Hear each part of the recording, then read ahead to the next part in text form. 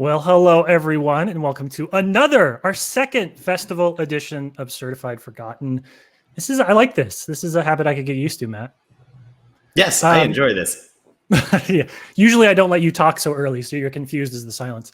If this is your first time listening to the show, and if you were listening as part of North Bend, congratulations. You found one of the cooler film festivals with a really good lineup this year. We're so glad that you're watching. This is Certified Forgotten. We are a podcast that deals with films that have I already messed up the hand thing. 5 or fewer reviews on Rotten Tomatoes. So we kind of deal with the stuff in the horror genre that doesn't get noticed. We try and bring a little bit of spotlight to it. It's bad SEO, but it's good for conversation and guests. So we're happy with that. I'm Matt Monagle. I'm an Austin-based film critic. I'm joined as always by this guy. This guy, Matt Donato. How you doing, bud? Doing good, bud. It is 90 degrees, and I'm probably going to be sweating halfway through this. So I am wearing my Delta by Dude Bro Party Massacre 3 tank top in celebration. Nice. As we started to record, just remembered we're having potentially rolling blackouts in Texas. So this will be fun. This is going to go fine. Let's see if we actually make it the whole recording. Well, if we do, it'll be because we have 2 awesome guests that we're incredibly excited to have to come today and talk about this film. Donato, can you do the introductions, please? Absolutely. First of all, Mr. Monagle, you're the one that willed this into existence, and we bring to the podcast for the first time, it is a bit of a Switchblade Sisters reunion. We bring Katie Walsh, Tribune News Service, LA Times film critic, Miami Nice podcaster, as well as April Wolfe, Switchblade Sisters, writer, and now writer of Black Christmas, and a filmmaker. And we'll just leave that vague for things that come up. And I'm going to bring them into camera right now. I hope they're ready. Hi. Hello. Hi, guys. Thanks for having us. Yeah, thank you both for coming on. So for those that have listened to the show before, we like to talk about horror history of our guests because everybody has a cool story of kind of how they got started in the genre before it became an obsession and a compulsion. You know, there was that first really fun experience. So for people that didn't have the opportunity to listen to Switchblade Sisters, rest in peace, I'd love to kind of hear both of you talk a little bit about your horror origin stories and kind of where and when you first fell in love with the genre. And I'm going to go clockwise, so I'm going to do April first. Okay. You guys might hear some purring. My cat's purring very loudly into the mic. ASMR. Some Fan ASMR. of the show.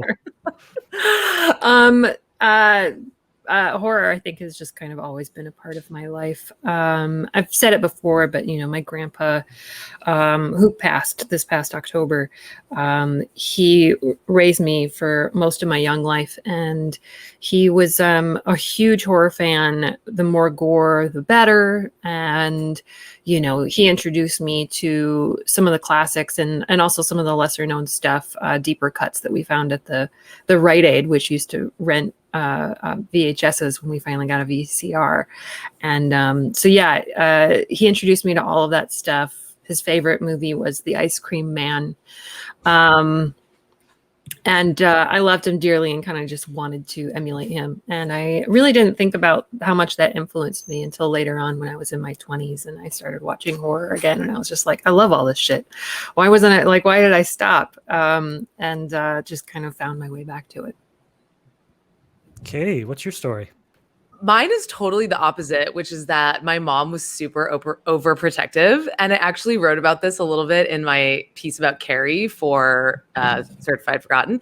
And she was very like, you can't watch this. Like she tried to cover my eyes in the River Wild when we were in the theater. I was like 12 and I was like, no way. I kind of like batted her away. But my mom can't handle violence in movies. And so she was always really trying to protect me from that. And I think my sort of desire to seek out horror as a teenager was really sort of because it was rebellious and because it was like something that was like forbidden fruit. And I entered the horror genre through, I remember watching the It miniseries, like at a sleepover, which was very scary to me. And also through kind of like horror adjacent stuff, like Rocky Horror Picture Show was a huge deal for me in like middle school-ish times. And then all the Screams, all the I Know What You Did Last Summer movies were like hugely influential because I was a teenager and I would go to the theater with my friends and we were just like laughing and screaming and yelling at the screen. So really we were horrible little shitheads for doing that, but also it was just that collective experience and that immersive experience of being in a theater and like, interacting with something. So that was really my entry into the genre. And then I became really obsessed with Carrie sort of later on in high school. And like, that was my like favorite movie. And I also think like I studied horror in college, and I made a horror film for my thesis. And then I kind of, after college, like got away from it. And then I definitely came back to it. So I had that kind of same experience as April of kind of leaving it aside for a bit and being like, do I really like this? And then coming back and really feeling like falling in love with the genre again. Well, I want to ask, because we both kind of that step away thing. Was there anything that kind of made the genre feel like it was in a place where you got more excited about it than maybe you had been in a couple of years? Because I know that like, you know, the mid 2010s, everybody's really excited about mumblegore. There were all these like really cool trends going on, especially in markets like Austin and Los Angeles, where these filmmakers were popping up communities and they were working on really low budget stuff. So for either of you, were there types of films or filmmakers or just kind of overall trends in the industry that made you think like, oh, horror is good. I kind of want to, there's something here that was lacking for a little bit that I want to explore a little bit more. For me, I know for sure during the torture porn era was when I kind of fell away from the genre. And so I wanted to see more sort of like fun, campy, self-aware. And I do think there are, like, I think Hostel Part 2 is totally fun and campy and self-aware. And I actually love that movie. But I think when it got back to more, I don't know, when it got out of the torture porn genre was when I kind of came back in, I think. I like to have fun. Yeah. I mean, you're not alone. I mean, I had that too. I think, and it wasn't a conscious thing. It was just like, oh, these things maybe just don't interest me at all. But it's so funny because Hostel 2 is also one of those touchstones where you're just like, yeah, that's, you know, like no matter what, that's going to be great. There was a certain kind of attitude, a kind of nihilism that I found kind of turned me off post 9/11 stuff for a little while. And so once people felt like they could get that camp back, they could have that fun again in a way that just didn't feel like everything was like just dark. Just nonstop dark, you know. I think I really started like that. But also, I have to say, like around 2004 is around the time when I first saw. Was it around 2004? It must have been 2005 when I first saw May. And when May came out, like on home video, and I was watching that, I think I just kept an eye out for smaller horror filmmakers because, like, it's just like an indie low budget gem that everyone was telling their friends about, and I still see people on, you know, Twitter finding May for the first time, and I think that there was a certain kind of like upcropping of indie filmmakers who were kind of following in Lucky's footsteps after that you just had to like search out. It's just that I didn't know where to search them out. I had no idea. Yeah, and at the time too, if we're talking about like the early 2000s, just like you said, dark was the buzzword. Like dark and gritty were the buzzwords of every remake, everything that was coming out, and it was the Snyder takeover in a way, and it kind of bled into horror a little bit. And there were still, like you just said, so many of these great indie horror movies that we didn't have the technology at the time to really have the streaming services and the video on demand services to find those films. And you had to go to the Blockbuster or dive in Walmart, and it had such like a negative connotation. So I like to hear that. I think back, and truthfully, I am now discovering a lot of movies I like from the 2000s era, because at the time I didn't watch them because I got turned off by all that stuff. And I spent the 2000s trying to watch like old films that I am still lacking on. Like I tried to do my education when I got into horror in the 2000s. And so like to hear that, like I actually kind of do agree, like that dark and gritty period where everything was just saturated in shadows and it was all really bleak. I know it was a reaction to a lot of the things that happened in the world, but it was a tough period for horror. There was a kind of, God, it wasn't like a misogyny, but it was like a different kind of like, I mean, because there's always been some kind of misogyny in horror. Like, it's just like, you know, like it's kind of baked into some of like the earlier classics, and sometimes it's purposeful and sometimes it's not. But there was a certain kind of like male exclusivity that was happening at that time too, that felt like we had stopped thinking about in terms of like the movies that were getting like the budget, like women as any kind of like person or character that was like a halfway, I don't know, it's hard to describe, but there was like, she was no longer kind of cardboard of like some of like the cheaper 80s slashers and things, but also she didn't have a character. So there was just like this weird, like a purgatory of women at that time where nobody knew how to express those characters, and we didn't, you know, like a lot of women weren't getting the budget to make their own movies and that kind of thing yet. So it was just, it felt really hard to find the things that I enjoyed and loved. Yeah. Well, There was definitely like a big budget horror at that time. It was like I'm thinking of the Halloween movie that Jessica Biel was in. I can't even remember which one that was, but it was just like taut, glistening torso, like low-rise jeans. Like that was kind of the, you know, sexual objectification of women, but then also like quasi-empower, like, you know, like trying to make her the you know, heroine, but then kind of like not getting it right. And I'm just, all I can imagine from that era is just like remake, like big budget, shiny remakes of classics that were like kind of missing the mark for me. Yeah. And that's a hard one too, because I write a remake column for Bloody Disgusting, so I'm going one by one through all of those movies, and like, right. Yeah. So Jessica Biel was in that Texas Chainsaw remake, and that's actually regarded as like it's like one of the highest like beloved ones of all like the remakes of that era. Like that one gets the most love out, and I think next to it, like the Friday gets a little bit, and it is interesting to see which are the ones that like really took off. But does it stand up to today? You know, the Texas Chainsaw. Texas, I was going to say Texas Chainsaw is the next one I'm going to hit because it's like in such hot demand. I keep kind of forgetting it's there, but everyone keeps saying, but Texas Chainsaw is one of the best. I'm like, all right, you all like beat me over the head with it. I really have to go back and revisit it, because I did revisit things like The Hitcher and Friday the 13th. And I think breaking away from that time period, and My Bloody Valentine too, I adore the first My Bloody Valentine, like the original, and then to see what they did with the remake, we all kind of had a period where remakes were coming out like left and right and in the mainstream. So something like My Bloody came out, and I think the turnoff factor was just it was a remake.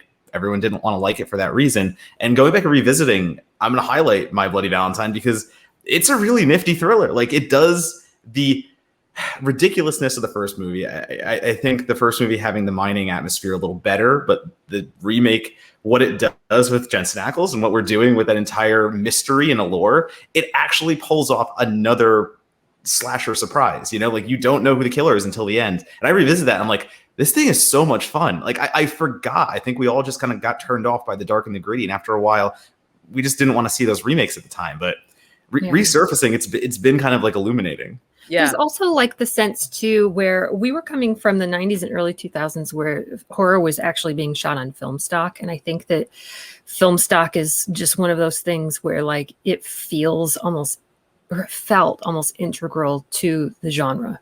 Having things that feel not as crisp necessarily, where there's, you know, like there's a certain kind of like not knowing and just like the, you know, like obviously like, you know, even seeing something on VHS sometimes is just like, it feels like it enhances what you're watching just for this particular genre. And so when we had like access to kind of cheaper digital and all of a sudden everything was being shot on digital, I think it was I remember it being like a shock for me. It was just these don't look like the movies that I'm used to watching and that I had been watching for, you know, like decades.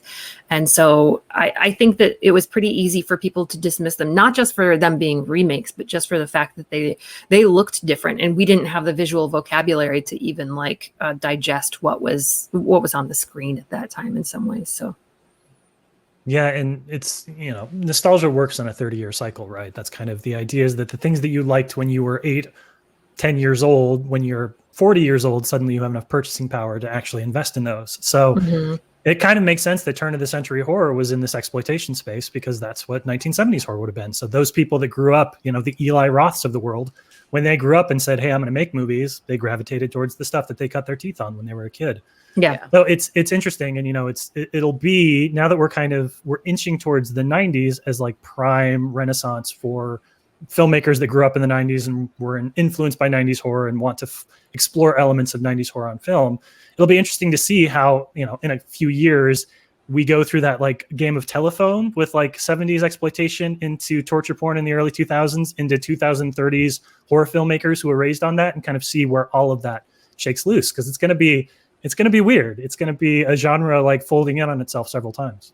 Yeah. The Saw revival that I've been seeing happening on Twitter and Letterboxd because of Spiral has been really interesting. I'm like, why is everybody watching all of these? But obviously I know why they're watching them, but it's interesting. I don't know. I just think that genre just like doesn't do it for me. And yeah, so that happens. There's tons of subgenres that are not going to do it for everyone. Yeah. I've got two. There's two that don't do it for me. Nothing I can do about it. Well, April, earlier you were talking. Oh well, yeah. Now we got to know. I was gonna say, what are those two? Yeah. What are the two? If you can tell. I mean, fantasy is real hard for me. Fantasy is real hard. I think I've said this before, because I feel like really alienated from a lot of my friends who are nerds, because I've never was a nerd, you know. I have a lot of nerd friends, and I want to fit in with them. And there's just like, oh yeah, they grew up reading comic books, and they grew up reading like books with like the silliest fantasy titles. And I'm just like, this is real. And I'm like, I respect all of it. I respect all of my D&D friends as well, because like their imaginations are just wild. But it's just something that like makes me fall asleep, and I cannot help it. It's like a narcolepsy of the genre, and I feel awful when that happens. But it's that, and then like hard sci-fi. It's the same. I think it's just like sometimes the world building is just like, so much of the world building, I can't handle it. There's just so many horses, or like space horses, or you don't want anything with a map in the front of the bug. Yeah. I was going to say, what is that Martin Starr line from Party Down? Both hard sci-fi and fantasy are bullshit for you. Yeah. Yep. God, I love that character. But yeah, those are my two that I just have a real hard time with. I can get down with anything, but for some reason it's just those two. But if they cross over into a different genre, then I'm just like, oh, sometimes fantasy adventure is good for me. Sometimes fantasy horror works for me. And you know, like I would say Mandy is one of those crossover things for me, where I'm just like, I watch it and I'm like, am I going to be able to hang with it? And I was like, oh, okay, I can hang with it. The chainsaw fight, you're like, I can hang. Yeah, there's yeah, exactly. It's combining things that makes everything palatable for me. So yeah. I agree. I have no interest whatsoever in haunted house movies. They just don't do it for me. But if it's actually a haunted spaceship, then like suddenly I'm 110% over. So sometimes you just need like a fresh coat of paint on something. Yeah. And then you're totally right there, and you're totally interested. Yeah. Well, April, earlier you were talking a little bit about kind of like that period in horror, and the fact that, you know, representation in film for women was not necessarily where it could have ended up. So that feels like a really natural segue to talk a little bit about Switchblade Sisters, because that was a project that you started and then Katie got involved in as well, where you're talking to women filmmakers, writers, directors, actors, you know, about the genre, or really any films a lot of the time, that kind of inspired them. So what was the impetus for that, and how did you decide that this was something that you were like, somebody's got to do it, it's got to be me? I mean, it was just weird, because it didn't seem like anyone was doing a ton of stuff to emphasize all women in genre. Like, we had a Theory of Film Festival, which shout out to those folks who have been kind of championing women in horror specifically. But for me, you know, Switchblade Sister is about all genre films. So it's like, it's, you know, trying to get people to understand that women want to direct action films, that they want to do like crime noir stuff, you know, like that they want to do like heist movies and that kind of thing. And so I just thought it would be a really great way to kind of feature a lot of these women filmmakers and let people know the kinds of things that they're interested in. Because honestly, like some of the guests that we've had, you know, like even just like high level, sometimes they'll tell me that they came on the show because they wanted this exec that they were meeting with to see how interested they were in a specific genre, because they really want this directing job. Like, it's kind of like proving their credibility, because they get to, you know, wax poetic for almost a full hour on how they would make a movie if they were making, you know, like this action film, like if they were doing Point Break, like, oh, that's interesting, this is how I might do it. And it was kind of like a sneaky way to do that, but also just to talk about genre films and craft. And I love talking about craft, and I love talking about how people made things. And so that was just it was just a way to get people to remember women filmmakers' names, I guess. And Katie, you can answer this question too. I'd love to get both of your opinions on it. But I'm kind of curious how you struck that good balance between, you know, industry and film criticism, kind of those twin worlds. Because, you know, when you started it, I think you were at that point better known, April, as a film critic, and you'd written for LA Weekly, RIP, and a bunch of other places for years. And when I started listening to Switchblade Sisters, the thing that really stood out to me is the fact that it was marrying two worlds that really, they don't cross as much as you'd think, like the film history, film criticism world and like the production worlds. You know, the goal seems to be to move from one to the other, or to like kind of keep those a little bit separated. And yet when you were having guests on, both of you were having guests on, you were having these really detailed and interesting conversations that bridge the gap. You know, people that were like, yeah, well, I studied film forever, so of course I can talk about this stuff. Things that people might forget about that. Or people that have been watching films their whole life and really picked up on intuitive parts of filmmaking because of that. So either of you, I'm curious how you found that balance evolving over time of like history and criticism and production, and both of those working so well for the show. I mean, I think Katie can go first on this. You know, I've had a very varied career. I've kind of been Goldilocks in how I got to what I'm doing now. I was a film major in undergrad and made shorts with my friends and worked in the industry. I actually worked at Lionsgate. That was my first job. So I was like I was in the PR department. So I was working on Saw and Hostel Part 2 and all of these movies, and like, you know, on the publicity for them. And then I went to grad school, and then I, you know, transitioned into full-time writing. You know, the writing was always kind of happening in the background as my side hustle. But I think it's really important for critics and writers to have like varied experiences and to know how a movie is made. Like, I think you need to know how hard it is to make a movie, because then you will realize that every single little indie movie is a miracle because it just got made, even though it is so bad. And I have reviewed so many bad indie movies, but like, I know that someone put all of their like life savings or their heart or their energy into it. And so I think like, you know, you really need to know as a critic, like when to punch down and when to punch up. And I really try to not punch down, and also, you know, recognize that like, hey, you pulled this off and it's terrible, but you did it and it's done, and that's a miracle. So I just think like having a variety of experience really lends to criticism. And then it also will lend to how you talk to filmmakers. And I think that I, you know, before I did Switchblade, I had like moderated a ton of Q&As with women filmmakers, and I had interviewed women filmmakers, and like, I tried really hard to not ask them a ton. I remember one time I did several Q&As with Lynn Shelton, and I had asked her, I was very green, and I had asked her like, well, what's it like being a woman in the industry? And like, she was just like, I don't want to talk about, like, stop saying that, you know? So I learned very quickly to like, stop asking that question. Like, what's it like being a woman director? And because they just want you to say, what's it like being a director? And what kind of lens did you use on this? And like, how did you approach the writing? And I think that women want to be asked those questions and want to dig in on craft. So you have to push yourself as an interviewer. I mean, I looked to April, who set such an amazing standard of conversation on Switchblade, that I knew I had to like bring it every single time. I couldn't just show up with like, well, I like this part, what about this? Like, you know, I wanted it to be a fun conversation, but I also wanted it to be rigorously researched and to ask good questions. So you have to push yourself as a podcast host or a moderator or a critic to like know your stuff, I think.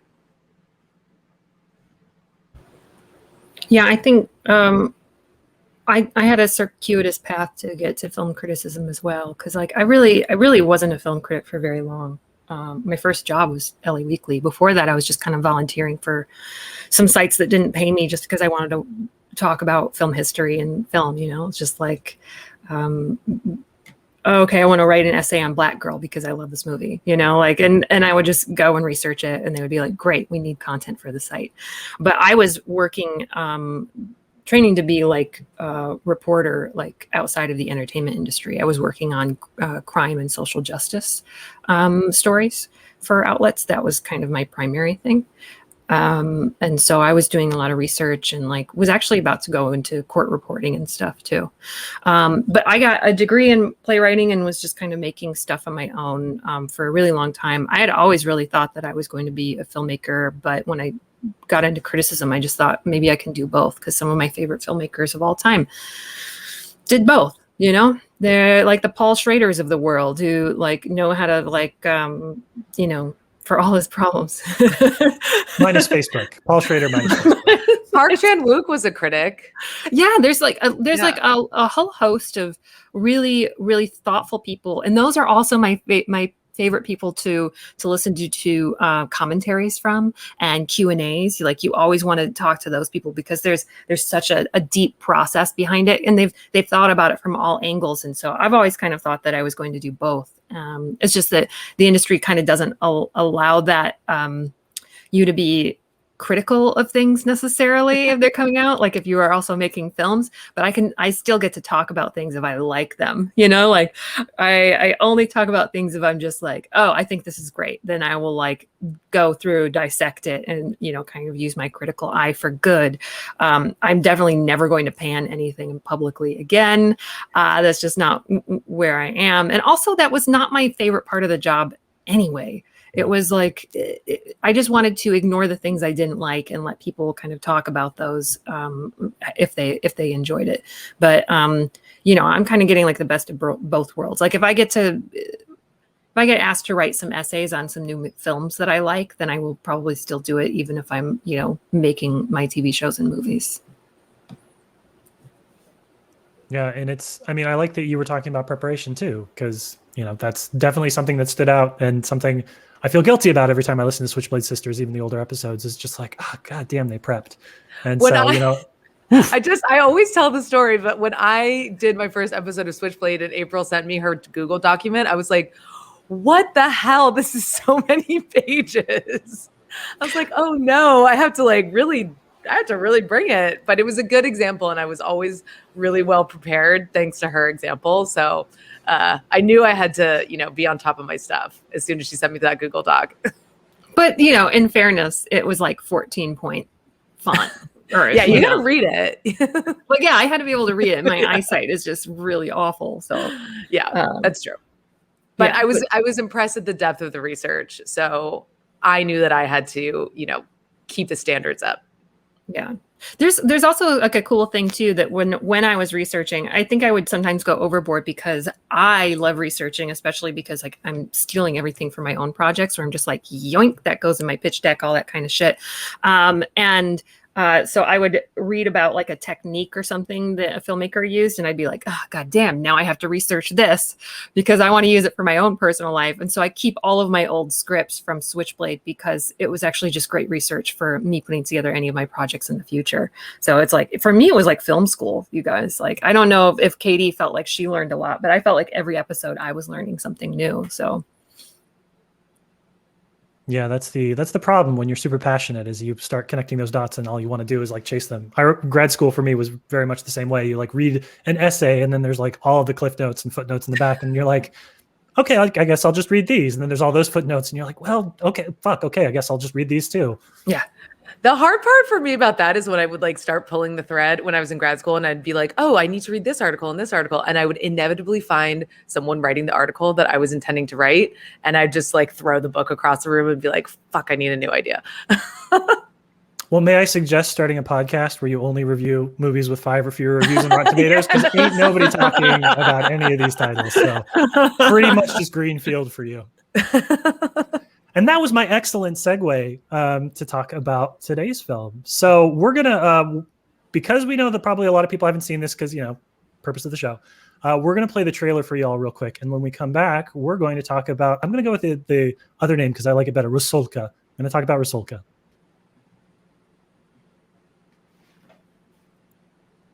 And it should play soon.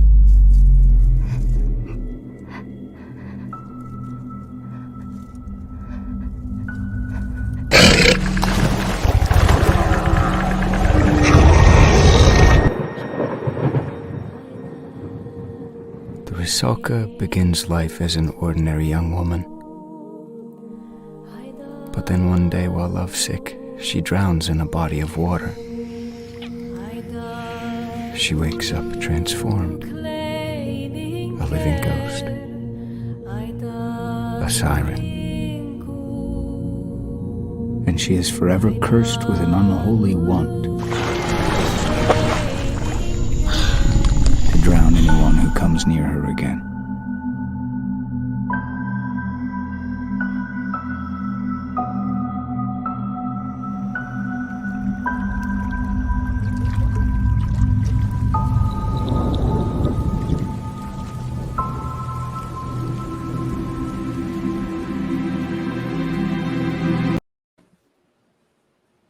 All right, so that is The Siren or Rusalka. It is a 2019 horror film about two men that are vacationing, visiting, vengeancing at a lake, and the young woman in the water who may or may not be drowning the inhabitants. It is I believe, the second feature film by Perry Blackshear, who is the director of They Look Like People. And this is actually the second of 3 films, I think, in his little creative group that he has. All 3 of the main actors and Blackshear is writer-director. All work together as producers and filmmakers, and they have another film coming out, I think, in a year's time called Ogre that kind of keeps this collective together. Blackshear has described Paul Thomas Anderson as one of his inspirations, and he definitely has that like early PTA group of people in a cabin, I'm going to write for all of my friends kind of vibe.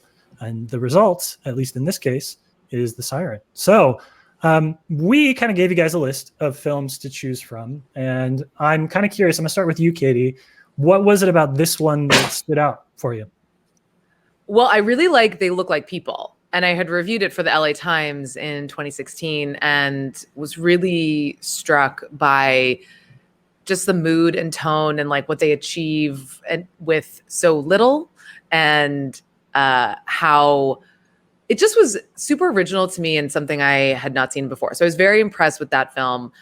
And I had shot over 2 options to April, and I think she had seen the other one. And then we decided to go with this one because we were both intrigued by it. So is this, do you think, just so we can get our terminology correct for the last bit of this podcast, do we call this a mermaid movie? Is this a mermaid movie? It's a Russian folklore fairy tale inspired Hans Christian Andersen-y movie, but for shorthand, I think it's a murderous mermaid. yeah, movie. I think it fits in with like the lure and with nighttime and with all of those, right? And Undine, which just came out. Oh yeah. Then I'm good. We're going to call this a mermaid movie for the rest of the conversation. Okay. So let's talk about initial cat hair all over my face. Can you see it? Oh my god. Just clouds. Just clouds on the screen. Well, maybe we're going to try and start with you then, April, because I don't know if the allergies are going to kick up or not. But it's going to be wild. For first impressions on this one, getting a chance to watch it.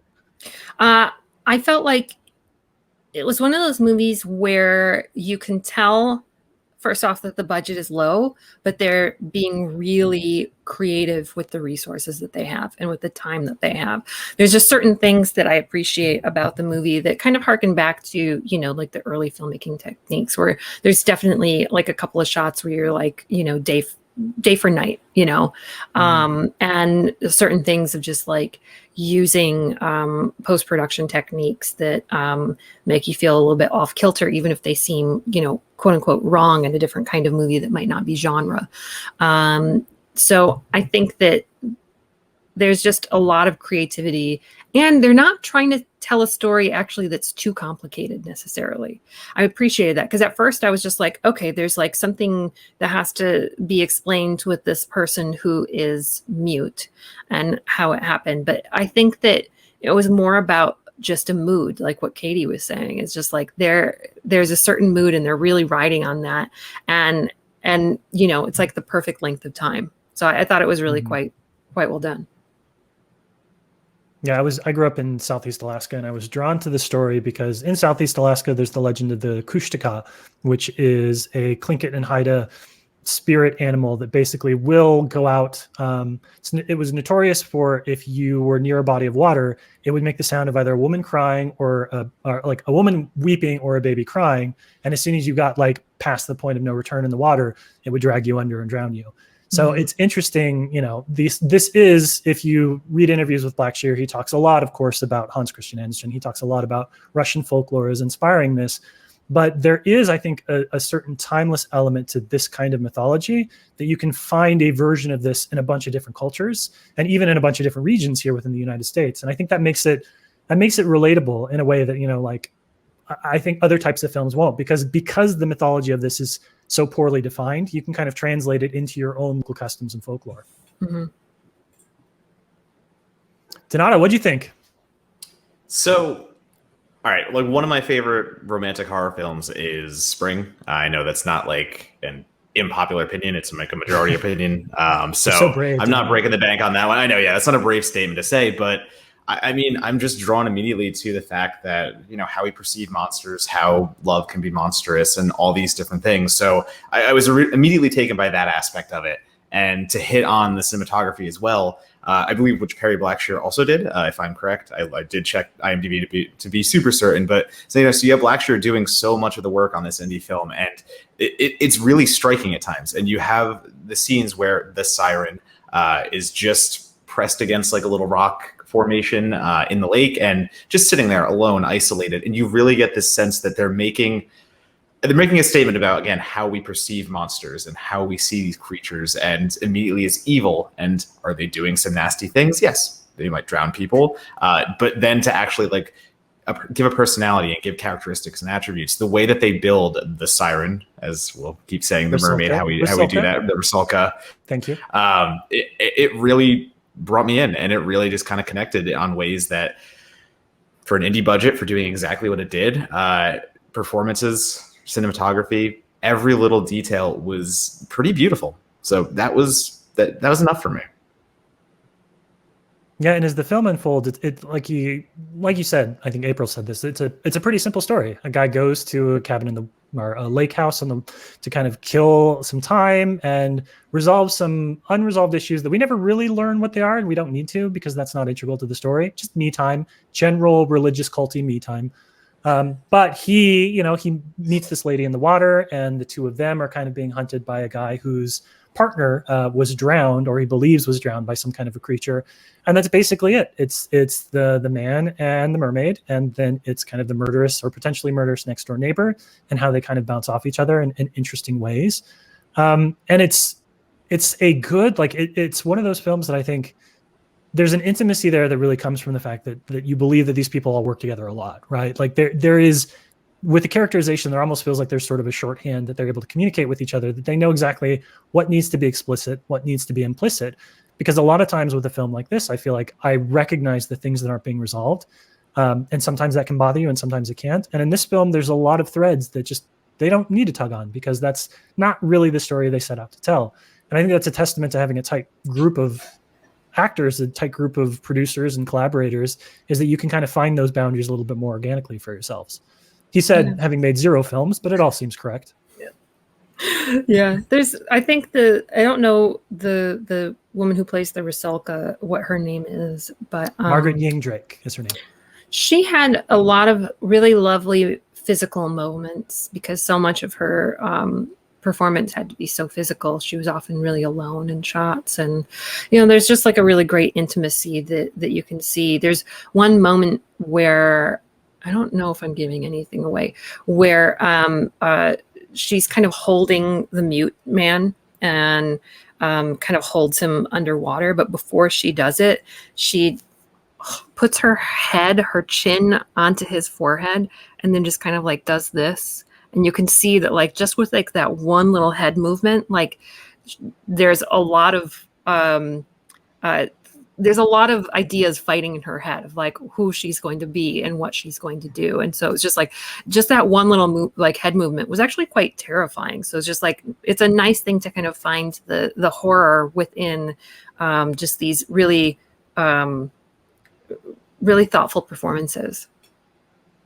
And kind of to play off that really quickly, there's another great physical moment, again, with Margaret Ying Drake, where there's a child, and there are definitely implications, whether or not they are carried through. But you have the Rusalka in front of a child, and we know the Rusalka has drowned many people. And as she's playing peekaboo with the child, gets right in her face and is reaching out her hand. And it could be the moment where she grabs a child and brings it underwater. But instead, the child just high fives her and her face kind of lights up. And she goes from that scary, shadowy figure, because again, cinematography is painting her completely black. We don't really see her. But all of a sudden, then the high five illuminates her. And she is, again, we see her as a normal person, you know, quote unquote, as we would. And her face is just so full of like a second of joy. And then it goes right back to the horror because she is just imprisoned in this form. And it's a testament to what you've just been saying, April, in the sense that like this actress is bringing so much to a role that could have been a stereotypical monster, but we have these human characteristics coming out that we can connect with and relate with. And immediately that facade of a monster just falls away. Yeah, one of the things I love about this film is her performance kind of as a foil to the two men in a way. Like there is an element of playfulness, and tonally it's a little bit different, even though she is also a monster. And I think that sort of, it kind of puts you off balance a little bit with her. I was also watching this movie and I'm like, I like her life. Like she's got her little trinkets. She's swimming around. She's drowning men. I was like, I want what she has. Like, I was weirdly appealed by her. I found her life very appealing. Wow, I did not realize this was like a Rorschach test. I was like, this looks kind of cool. I was like, oh, that's sad. And Katie's like, hell yeah, all right, I'm moving in. She's got a little rock where she puts her little trinkets, and it looked cool. Damn. But that also is like totally what I did my entire childhood. So drown people at a lake in upstate. Wait, yeah. Clarify. No, there's a lot of unsolved murders. You check out her hometown off of St. Croix. Totally. I grew up in the Virgin Islands in St. Croix, and I grew up swimming in the ocean and like collecting weird little shells and rocks and playing games with them, just like being a water child. So I don't know. It looked good to me. But lakes, I don't fuck with lakes. I don't want to get in a lake. Those freak me out. I only swim in the ocean. Yeah, sitting water is evil. Yeah. Well, I want to ask, because we were talking a little bit about Tom earlier, who's the main character, and he is mute, but it's not something that the film is processing. It's just his state of being. He is mute. And I'm curious what y'all thought of kind of the way that they worked that into the story, because I feel like horror in particular over the last few years has had a lot of really good conversations about the way the disabilities are portrayed in film. And, you know, if it's empowering, if it's regressive, if it's exploitative. I thought that this added a lot to the character, but I'm curious where y'all landed with this, and if you felt that it was a good idea to add a little bit of complexity, if it was something that they didn't really think through all the way to the end. Just thoughts on that. I really liked that you have this myth that is about a woman or a creature, a siren, a rusalka, who typically is known to sing or lure people with her voice. And on the soundtrack, you do get some of these, you know, a woman singing and kind of hints at that. And then to have a main character who she seduces who does not have a voice, and how he works around that and their relationship. And I thought that was just like a really interesting sort of symbolic way to approach this myth that many people know. And what I do really like about this film is that it is taking sort of a familiar mythological character and a familiar genre, and then kind of turning it upside down and saying, oh, this is a romance, and we're going to explore what that looks like. And here's this monster who we could see as monstrous, but also we see her as in love and as sexual. And like, how does that make us feel about her? And how does that make us feel about him? So I thought it was an interesting choice to do that. And I also love that the way that Evan Dumoshel, who plays Tom, you know, the way that he plays it is just like, yep, can't talk. And he, you know, it doesn't seem to limit him in any way, except for the scene where the phone is ringing and he can't answer. Well, they have that great shot at the very beginning where he has the wristband and it says, I'm mute, and then flips it over, but I can hear. I thought that was a nice touch. Yeah. Yeah, I mean, I think it's nice that they're kind of flipping things on the head. You know, like if you think to like The Little Mermaid and the idea that like someone loses their voice, like it's part of the mythology. It's just a little bit rearranged. There's someone who's a little bit weaker in this situation. So I appreciate it for that, I think. And Katie, you had mentioned earlier talking about, the mermaid character, the way that she gets to be kind of a sexual creature. I think one of the things that I was not prepared for with this film is that this is actually one of the hornier horror films I feel like I've seen in a minute. And and I mean that as a compliment. Like it has two sexually charged characters that has really good chemistry. It finds new and interesting ways of kind of bringing them physically into contact with each other without actually, resorting to any kind of the explicit stuff that sometimes films of this budget feel they need to throw into the mix. So we are used to, Donata, you had mentioned Spring earlier. We're used to like a lot of these kind of love stories, but I kind of feel like in horror, we don't necessarily get, again, I'll say as horny as this one did. So I'm going to throw it out to anybody who wants to talk about the horniness of Rusalka. You're more than welcome to jump in right here.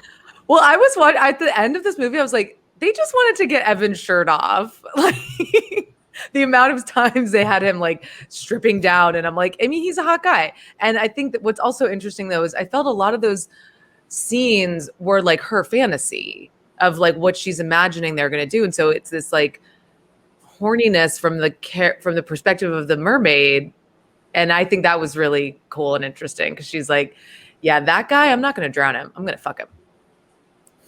But like she's always wearing a dress too, and like that, I just even more your counterbalance there, where Evan is shirtless and basically just in his underwear for part of the film, and she's in a full dress and just swimming around. So the objectification is flipped completely, and we don't have that typical mermaid look, I guess I would say, like quote. But yeah, they dance around that, and I think Monocle, to say that it is a horny movie, you're 100% correct. But like, it's not like Bow Chicka Wow horny. It's like there's a woman's choir. That's the critical term. That's correct. Yeah, exactly. Like there's a woman's choir the entire time because we do have a mute character, so we don't get a lot of dialogue in these scenes. The Rusalka tries to talk to Tom, and Tom just immediately is just like, can't do it. So we don't have a lot of exchange there. So we get quiet scenes. We get muted scenes, but the woman's choir overlaid atop, it just becomes this like little slow crescendo, and it's never overt, and it's never, again, objectifying. It is just this coming together of two people, creatures, whatever you want to call it.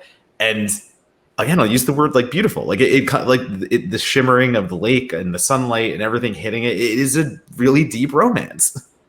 I think you're right in terms of like it being maybe more of an intimate movie than it is lustful, and that intimacy is kind of heightened by the camera work being so close to these actors, and that these actors, I mean, the fact that they had made another movie together or several is not surprising to me, because they have the kind of closeness of a theater troupe in the way that like you can kind of throw any actor into that situation and they feel physically comfortable there, because so often you have actors who've never met each other who have to like form relationships, and then things feel almost like campy and unreal, because they're so like a play of someone who's falling in love, or someone who's like in a romantic relationship. Whereas these actors, I can feel immediately that intimacy that they have together,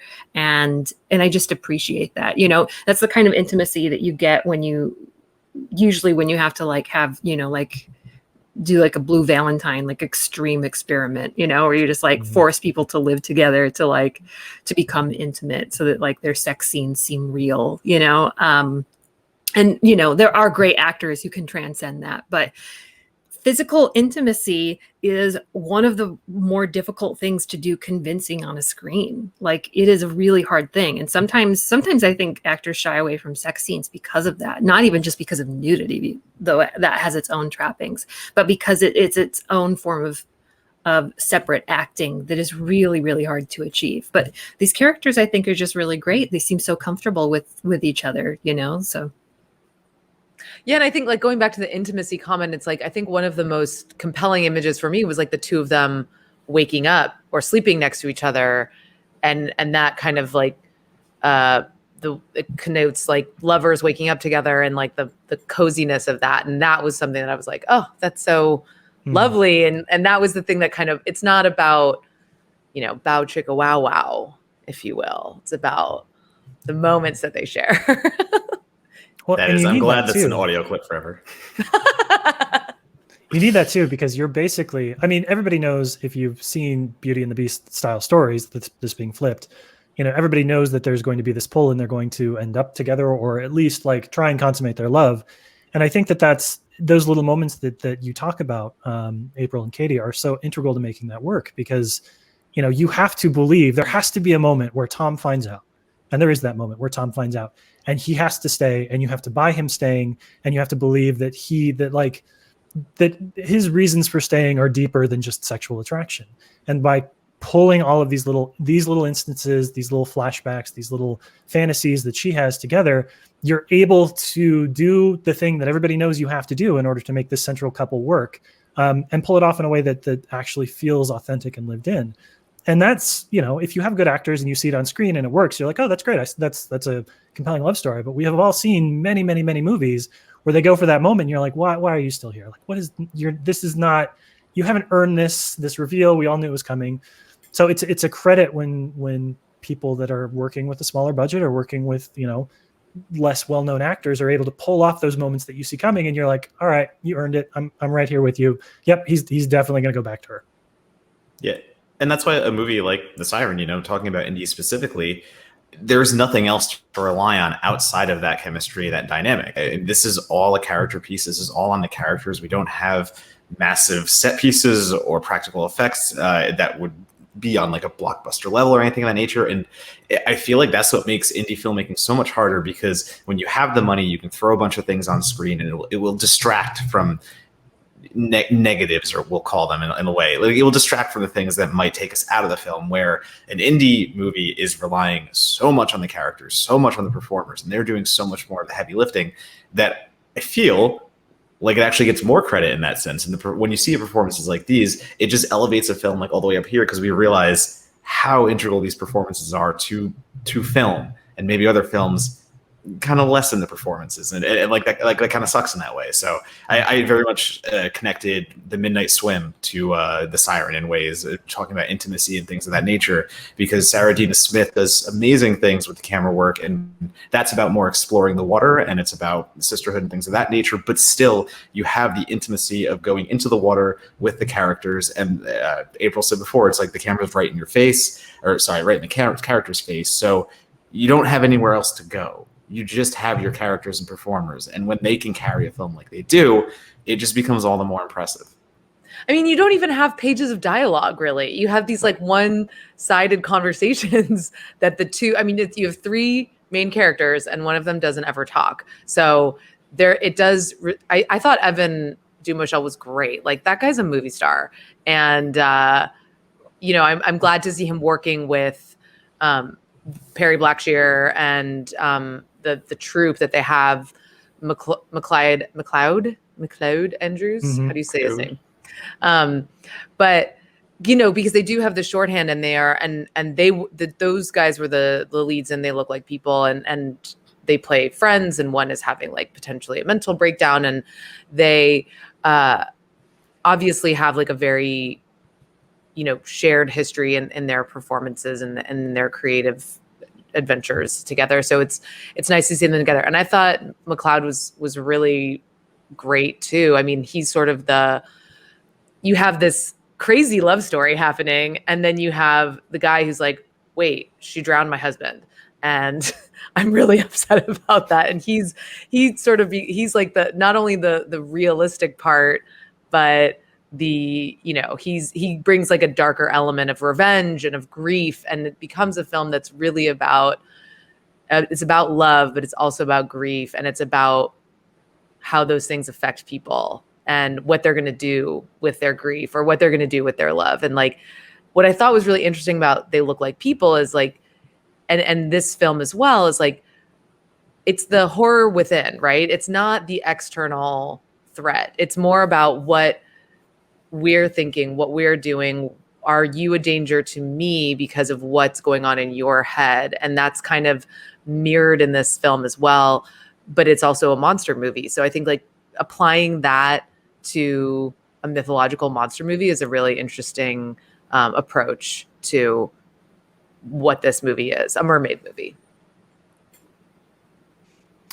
Yeah, and on Certified Forgotten, we always like to kind of talk about the rediscovery process, right? Because films like this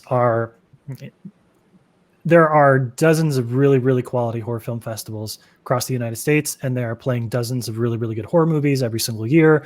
And distribution, opportunities for these films to actually find their audiences are limited.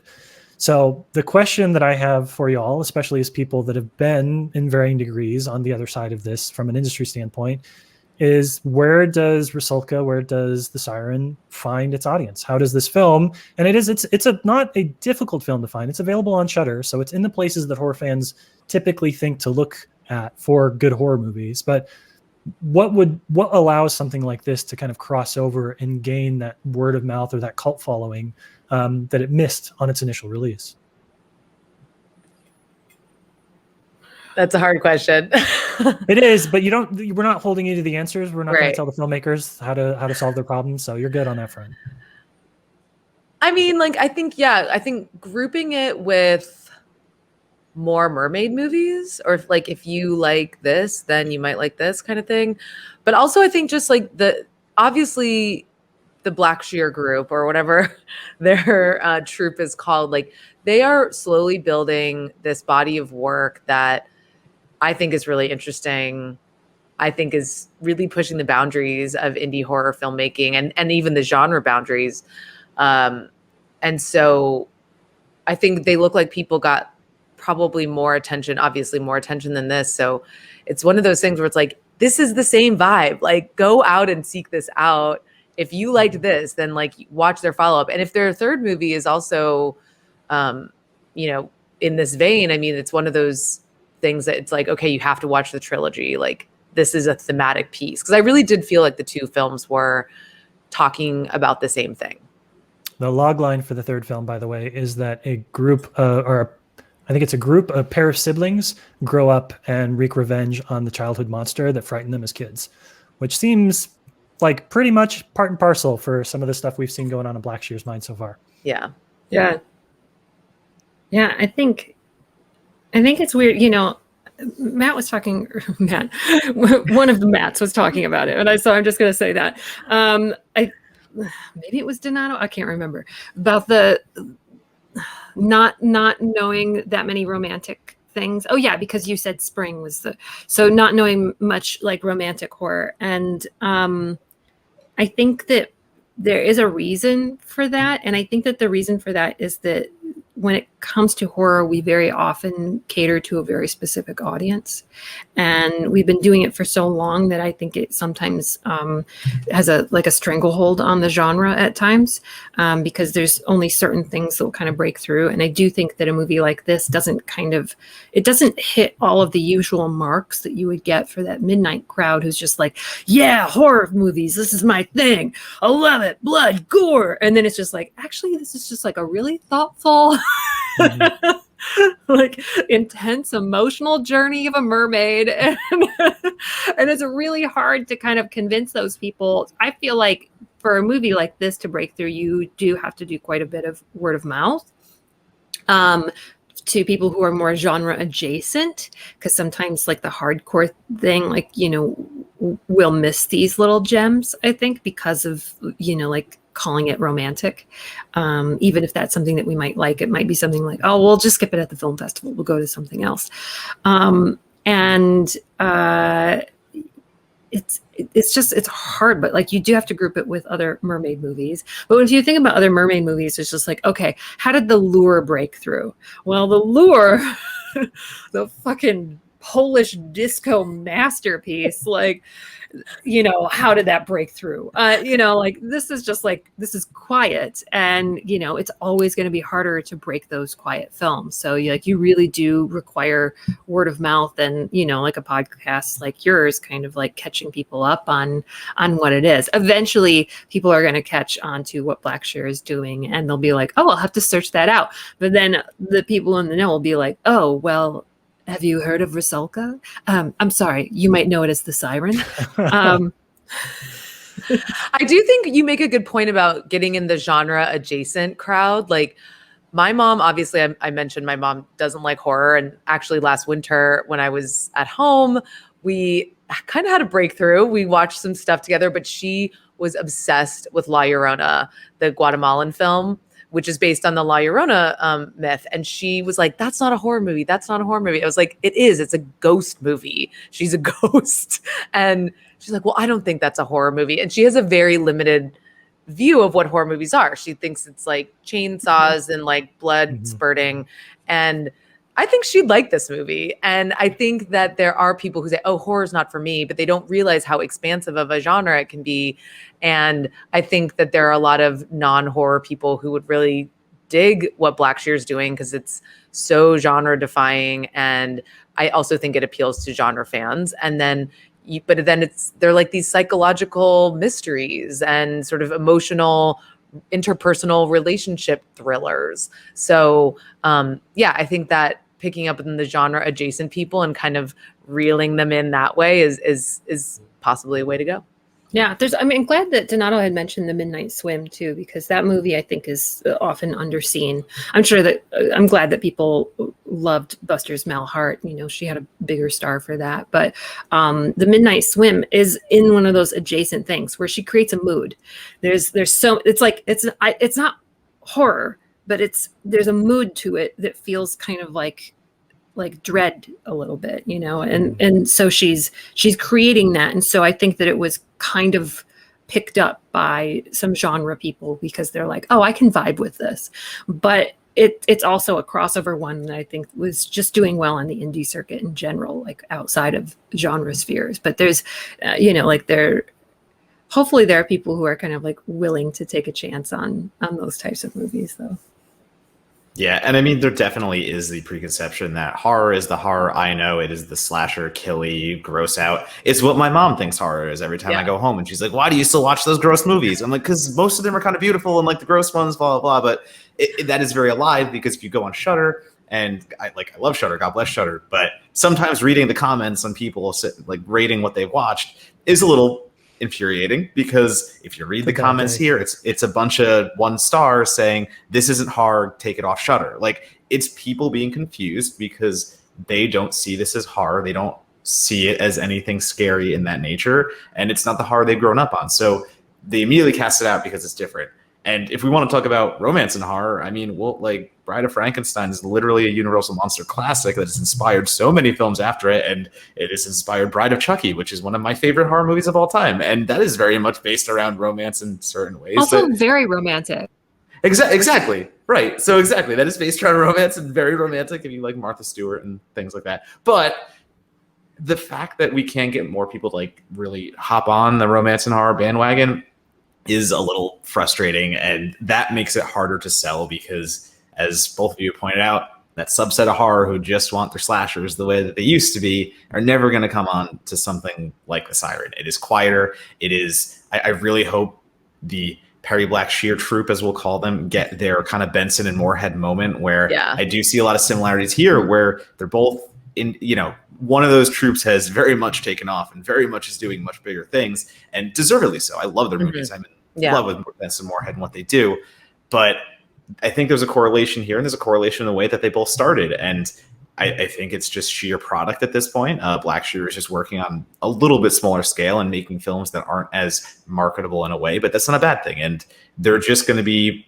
going on streaming. They're just going to be doing these things, and they're going to have to find their space amongst the recommendations. And I always try to sandwich things. So again, me saying, here's the Siren in spring, watch them together, try to get people in the same vein. I really do think The Midnight Swim would make a great watch with this. And there's just like other little movies out there you can tie it into. and it might get someone more interested, because if you explain the Siren at face value, yeah, it sounds not like everyone's speed, and it won't. God be. forbid you look at that poster image before you see anything else about the film too. That is that's an abomination. And also, the Rusalka is a more interesting name to me. The Siren, I've seen films called The Siren and The Siren and things of that nature. We all have an idea of what a siren is in our head. I see the Rusalka and I'm like, that is a creature I'm not familiar with yet. And I'm sure it is adjacent, and it is siren adjacent, but it just gives a little more definition. And I know the business reasons why they went with the Siren. Do not get me wrong. I know exactly why that happened, but it just had some things working against it. And the Rusalka actually closed out the very first Brooklyn Horror Film Festival that I was working at. And just what you guys were saying, it was our closing movie. And I forget if it was sold out or not, but it just kind of came and went. And it just kind of didn't have a lot of buzz because everyone went in wanting that closing night to be something bigger, I think. And there were the people that loved it, but you just kind of didn't hear anything afterwards. And that sucked. It just sucked to have this new movie that is so beautiful and put it on that stage. And, the programmers and stuff did a tremendous job programming it. And then it just kind of fades away into the wind. And it's that reappraisal period. I wish it was easier, I guess. It's coming. It's coming for Blackshear. Yeah.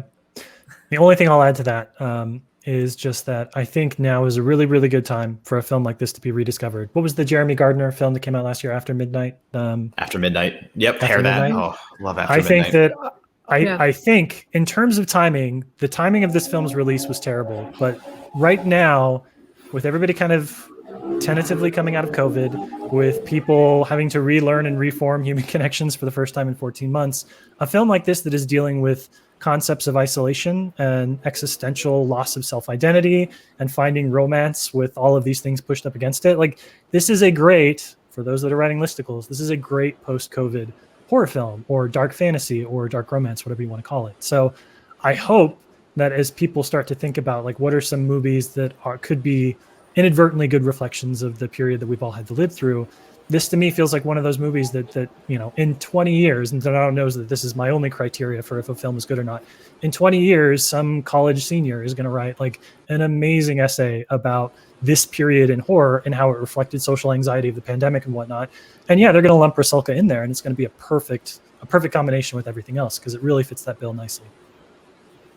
Here's hoping. I got my fingers crossed. I can wait 20 years. Yeah. All right. You're going to be yes, vindicated. Monaco was right. I got to hurry up and have a kid so he can be the one to write that. Yeah.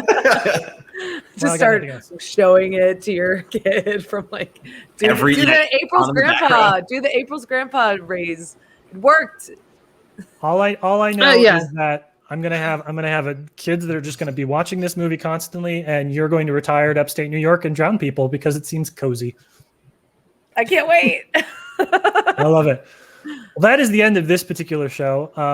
I want to thank you both. Honestly, we've been talking about having each of you on individually for a very, very long time, and the fact that the stars worked out just right to get you both on the show together is incredible. Here at the end, please take an opportunity to promote anything upcoming or social media handles or just things you're not involved in, but you feel like could use a little bit more attention. Take a minute for yourselves. What do you want to hype? Well, my Twitter handle is Katie Walsh STX. I share all my reviews there. All my reviews are on Rotten Tomatoes. Don't think I have anything specific to talk about coming out just yet, but that's where I put all my reviews and all my hot takes. So. You recently wrote a really good piece for GQ on Fast and Furious. Yes, I did. I posted a hot take on Twitter about Too Fast, Too Furious, and it caused an uproar.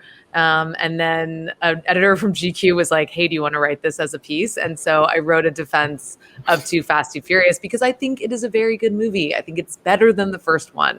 So that's one instance where posting your hot takes, positive hot takes, can really work in your advantage. And that's all I'm posting. I'm not posting any negative hot takes these days, only positive ones, because otherwise I get into too much trouble. But yeah, it worked out. I'm watching the 8th Fast and Furious movie tonight, so I'm very excited about that. I'm very fast saturated right now. It's going to be a nice bit of whiplash between this and that. Should be fun. I know. Yeah, it was a good little like cooling off moment for me. April, I know that you announced on Twitter that you're probably stepping away from festival stuff and other things like that for the foreseeable future as you work to push some stuff across the finish line. But if folks do want to figure out, like something, right? Back episodes of Switchblade Sisters or follow you on social media, what's the best places to reach out? Definitely check out the back catalog of Switchblade Sisters, which is, it's evergreen. So everyone is kind of like a little film course you can take. And they can follow me on Twitter, although I'm not sure why you would want to. You're a great source of LA politics. LA politics that's one of the things I've learned from you and following you is just the ins and outs of the city. Yeah, it's just like, if you don't care about LA or the Dodgers, I was going to say Dodgers tweets. Yeah, there's a lot of Dodgers tweets that just come out of the middle of nowhere. So if you don't care about those things, it's not really a reason to follow me, I guess. But outside of that, I that's probably where I'll be announcing any of the new projects that I have that are in those phases where you're not allowed to talk about anything, which is always extremely frustrating. So, yeah. That's a stay tuned. Yeah, exactly. Stay tuned. Mm-hmm. Donato, real quick, where do people follow you, talk to you? At Donatobomb, as you see right below. Letterboxd, Twitter, and Instagram. You can also live stream with me and Perry Nemiroff every Friday. I write all the things. I do all the things. I'll post all my horror takes and things you guys want to hear on the socials. So just follow that along. Rotten Tomatoes, as Katie said before, I'm there too. So I don't know, just like Google my name or something. As for myself, you can follow me at LabSplice, which is here. And do please check out CertifiedForgotten.com. We have gotten into a really good groove with a lot of really good writers. Please read Katie's piece on Carrie. It is kick-ass. It's one of my favorite pieces that we've published. Whatever the direction is, I'm just generally pointing. Follow us on the podcast. You can search Certified Forgotten in all the places that you normally would find podcasts. We promise that eventually, through sheer happenstance, we'll dig up a 5 review or less movie that you really, really love, and we'll talk about that. So we're excited for when that day happens. But otherwise, again, April and Katie, thank you so much for joining us on the show. And we hope that everybody that is listening is taking advantage of all the other awesome programming that they have at North Bend this year. There's a lot of really good films, a lot of really good podcasts, and a couple of really good panels, one of which may include somebody who's in this room as well. So just throwing that out there. Oh. Do you want to bump that real quick before we go? Yeah. I got you. That's right. I'm talking with Richard Kelly for the Donnie Darko anniversary screening, and he's just such a delightful person that you can learn so much from. It's a great conversation as he's done so many interviews. But he's great. So definitely check that out. Do you know if there's going to be a recording of that available afterwards, or is it just they got to buy tickets and do it live? That's a super good question. But I have imagined that there's probably going to be a recording of it afterwards. Follow North Bend on Twitter, and they will let you know that pretty soon, probably. Yeah. Yeah, because I recorded it same day, so it just happened. So the onus is on them. All right. Well, thank you all, and everybody else. Thank you. Thank you for listening. Bye.